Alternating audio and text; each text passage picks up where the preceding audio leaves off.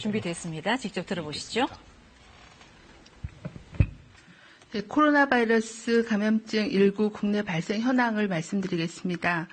7월 13일 기준으로 국내 발생 신규 확진자는 19명이 확인되었고 해외 유입 사례는 43명이 확인되어 총 누적 확진자 수는 13,479명입니다.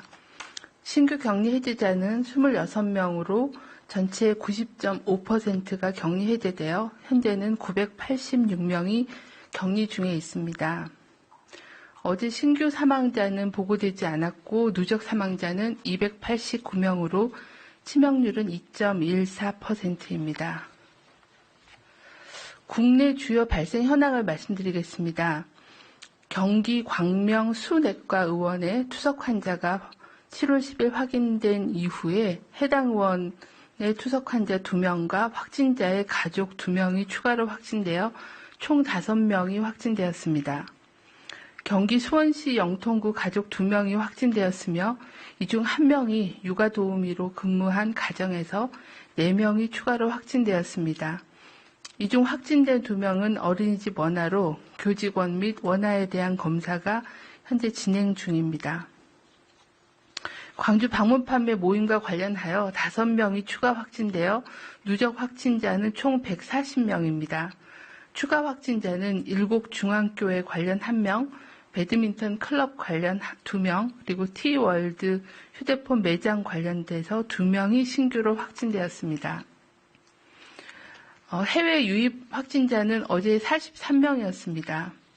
검역 단계에서 18명이 확진되었고 입국 후 지역사회에서 자가 격리 중에 25명이 확진되었습니다.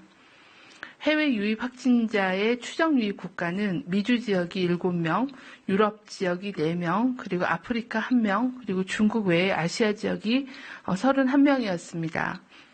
필리핀이 16명, 우즈베키스탄이 9명, 카자흐스탄 3명 등으로 아시아 지역에서의 발생이 증가하고 있는 상황입니다. 지난 2주간 방역관리 상황 및 위험 요인에 대해서 말씀을 드리겠습니다. 최근 2주간의 감염 경로를 보면 해외 유입이 42.7%였고 국내 집단 발생은 35.5%로 해외 유입으로 인한 발생의 비중이 증가하였습니다. 조사가 진행 중인 미분류 사례는 9.4%로 지난 2주보다 약간 감소하였습니다. 국내 집단 발생의 경우 수도권 지역은 감소하고 있으나 충청권과 호남권에서 방문 판매, 종교시설, 친목 모임, 그리고 다중이용시설, 요양시설, 교육시설 등을 중심으로 지속적으로 산발적인 집단 발병 사례가 발생하고 있습니다. 최근 2주간 연령별로는 20, 30대의 비중은 36%로 약간 증가하였으며 50대 이상의 중장년층의 비율은 40.8%를 나타냈습니다. 코로나19의 전 세계 동향에 대해서도 말씀을 드리겠습니다. 확진자의 세계 동향을 말씀드리면 전 세계에서 일일 신규 확진자가 WHO 기준으로 7월 12일 기준으로 20만 명이 넘어서 지속적으로 증가하고 있습니다. 일일 신규 확진자는 2월 초에는 2,125명이었던 게 6월에는 10만 명 정도를 보였고 7월에는 17만 명을 넘어서 현재는 23만 명까지 일일 신규 확진자 숫자가 계속 증가하고 있는 양상입니다. 대륙별 일일 신규 확진자를 보면 미주 지역이 전체 57.2%를 차지하고 있고 아시아 지역도 20.3% 순으로 높은 비중을 보이고 있습니다.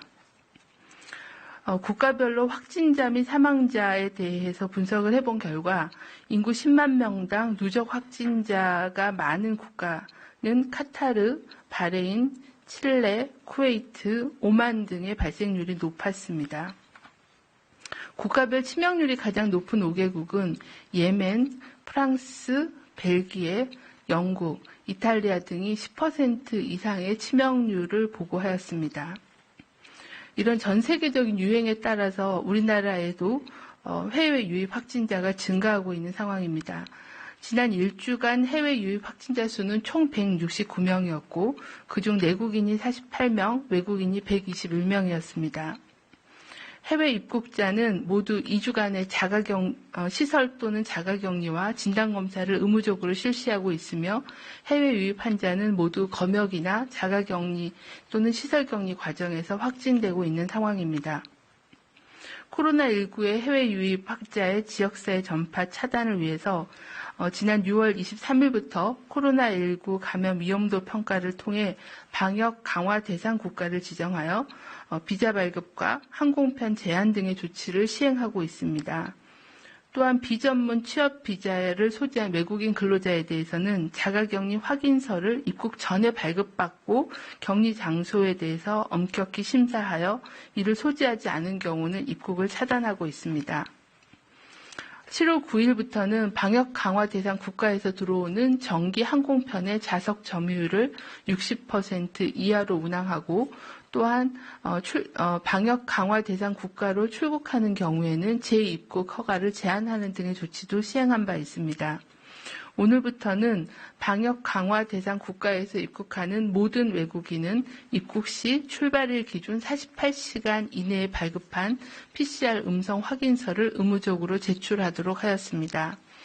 또한 항만 방역 관리를 강화하기 위해서 오늘부터 항만을 통해 입국하는 모든 외국인 선원은 임시생활시설에서 14일간 의무적으로 시설 격리를 실시할 예정입니다. 중앙방역대책본부는 코로나19 유행은 밀폐, 밀집, 밀접된 시설에서는 모두 발생 가능하므로 동호회 등의 모임을 연기하고 유흥시설, 주점, 노래연습장, PC방 등 다중이용시설의 방문을 자제해 주시기를 바랍니다. 또한 일상에서도 손 씻기, 마스크 착용, 2m 거리두기 등을 실천해 주실 것을 요청드립니다. 특히 65세 이상 어르신들은 환기가 안 되는 밀폐된 장소에 많은 사람들이 모이는 모임은 가급적 가지 말아주시기를 당부드립니다.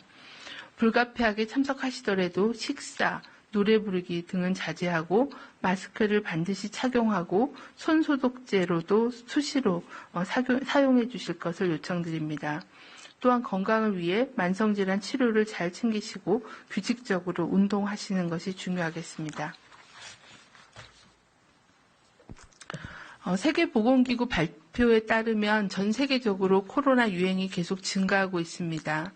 신규 확진자 수도 20만여 명이 넘어서 최다 기록을 계속 바꾸고 있는 상황입니다. 어느 나라도 코로나 유행의 정점을 예측할 수 없는 유행의 확산기입니다. 많은 국가들이 봉쇄나 이동 제한을 풀고 방역 조치를 완화한 이후에 환자가 다시 증가하고 있습니다.